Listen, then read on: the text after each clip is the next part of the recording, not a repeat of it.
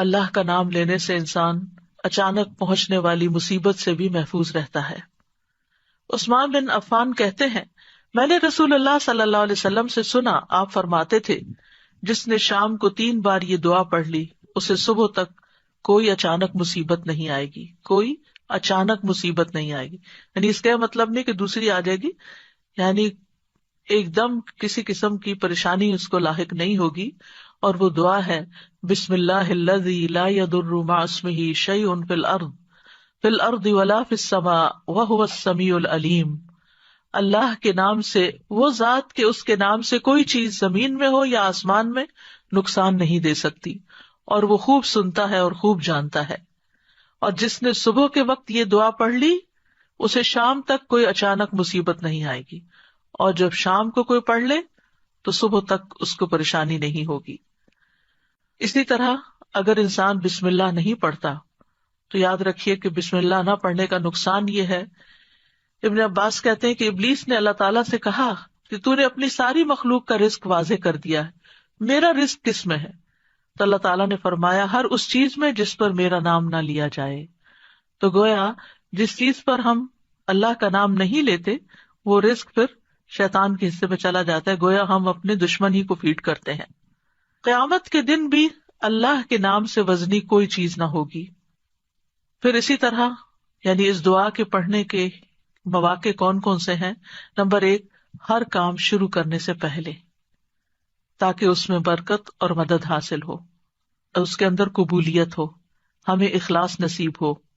پھر خاص طور پر کھانا کھانے سے پہلے حضرت عائشہ کہتی ہیں کہ رسول اللہ صلی اللہ علیہ وسلم نے فرمایا، جب تم میں سے کوئی کھانا کھانے لگے تو چاہیے کہ اللہ تعالیٰ کا نام لے، پھر اگر شروع میں اللہ تعالیٰ کا نام لینا بھول جائے تو چاہیے کہ یوں کہے، بسم اللہ اولہ و آخرہ، اللہ کے نام سے اس کھانے کے شروع میں اور آخر میں بھی۔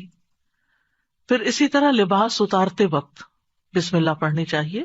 انس رضی اللہ عنہ سے روایت ہے کہ نبی صلی اللہ علیہ وسلم نے فرمایا، جنوں کی آنکھوں اور بنی آدم کی شرمگاہوں کا پردہ یہ ہے کہ جب ان میں سے کوئی اپنے کپڑے اتارے تو بسم اللہ پڑھ لے، یعنی اتارنے سے پہلے پڑھ لے، تو جن اور شیاطین کی نظر نہیں لگتی۔ اسی طرح جب آپ بچوں کو کپڑے تبدیل کروا رہے ہوں تو اس وقت بھی بسم اللہ پڑھ لیں۔ اسی طرح بیت الخلاء جاتے وقت یعنی اندر پاؤں رکھنے سے پہلے بسم اللہ پڑھ کے دروازہ کھولیں۔ حضرت علی رضی اللہ عنہ روایت کرتے ہیں، کہتے ہیں کہ رسول اللہ صلی اللہ علیہ وسلم نے فرمایا، جنوں کی آنکھوں اور بنی آدم کی شرمگاہوں کا پردہ یہ ہے کہ جب ان میں سے کوئی بیت الخلاء جائے تو بسم اللہ پڑھ لے، کیونکہ جب انسان ننگا ہوتا ہے تو حفاظت کے فرشتے اس سے دور چلے جاتے ہیں۔ تو اس وقت حفاظت پھر کس سے حاصل ہوگی؟ جب آپ واش روم میں جانے سے پہلے بسم اللہ پڑھ کے پھر داخل ہوں گے۔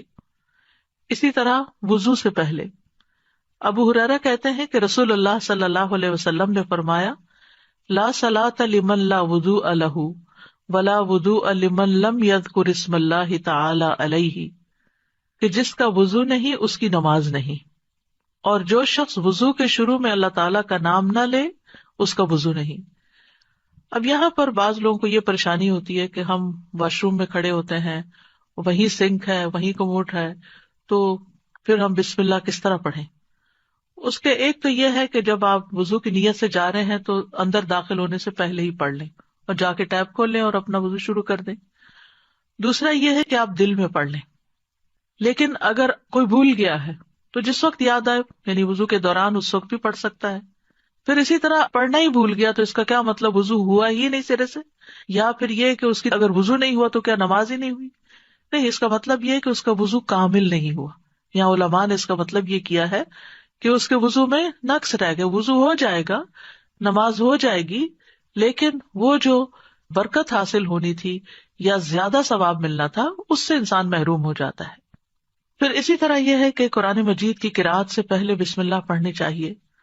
قتادہ سے روایت ہے، وہ کہتے ہیں کہ انس رضی اللہ عنہ سے سوال کیا گیا کہ نبی صلی اللہ علیہ وسلم کی قرأت کیسی تھی، تو انہوں نے بیان کیا کہ آپ صلی اللہ علیہ وسلم کھینچ کر پڑھتے تھے، پھر آپ نے بسم اللہ الرحمن الرحیم کو پڑھا، یعنی بسم اللہ الرحمن الرحیم، یعنی مد کے ساتھ پڑھتے تھے، الرحمن کو اور رحیم کو بھی کھینچ کر تلاوت کرتے تھے.